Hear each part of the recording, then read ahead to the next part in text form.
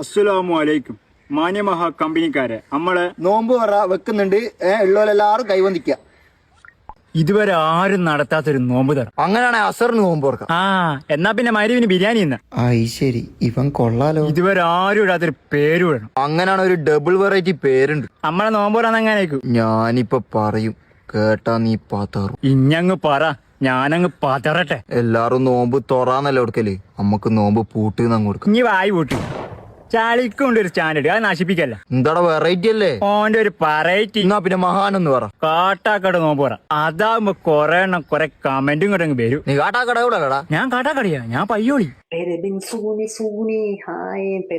ഈലും നല്ല എന്റെ ചളിയാ. അപ്പൊ പേരൊക്കെ ഇനി ഫുഡ് ഈത്തപ്പഴത്തിൽ നിന്ന് തുടങ്ങാം. ഓരോരുത്തർക്കും ഓരോ ഈത്തപ്പഴം. ഇല്ലടാ, ഈത്തപ്പഴം പേക്കോടങ്ങ് കൊടുക്കാം. ഏതാടാ ഇവേ? രണ്ട് സമൂസ. 4 സമൂസയാ? ഒരാൾക്ക് 2 സമൂസ. എനക്ക് 3 വേണം. അങ്ങനെയാണ് എനക്ക് 4. എനിക്ക് മൊത്തം അങ്ങ് തരടോ. ഇല്ല എന്തിന്ന് പോടോ. സമൂസ പോയിട്ട് ഒരു കാരക്ക പോലും ഉണ്ടാവൂല. എനക്കും അറിയാം, എനിക്കും അറിയാം. എല്ലാ കൊല്ലവും പ്ലാനിങ് മാത്രം ഉണ്ടാവുന്നു. എനക്കും അറിയാം, എനിക്കും അറിയാം. ഇപ്രാവശ്യത്തത് മൂഞ്ചൊന്നു. എനക്കും അറിയാം, എനിക്കും അറിയാം. അല്ല, ജ്യൂസ് ഏതാ? മുഹബത്ത് കാ സർബത്ത്. അപ്പൊ അത്തൊക്കെ ഉള്ള ചോറേതാ കൊടുക്കുന്നേ? ഏതാ നല്ലേ, മന്തിയോ ബിരിയാണിയോ? നോമ്പുകൾക്ക് ബിരിയാണി അല്ലേ നല്ലേ? അപ്പൊ മന്തി കൊടുക്കാം. അൽഫ് വേണോ, പെരി വേണോ, ഹണു വേണോ? ഈ നോമ്പ് പറ നടത്തുന്ന ആരാ? നമ്മള്. ഇത് വല്ലതും നടക്കുവോ? നടക്കുവോന്നാ?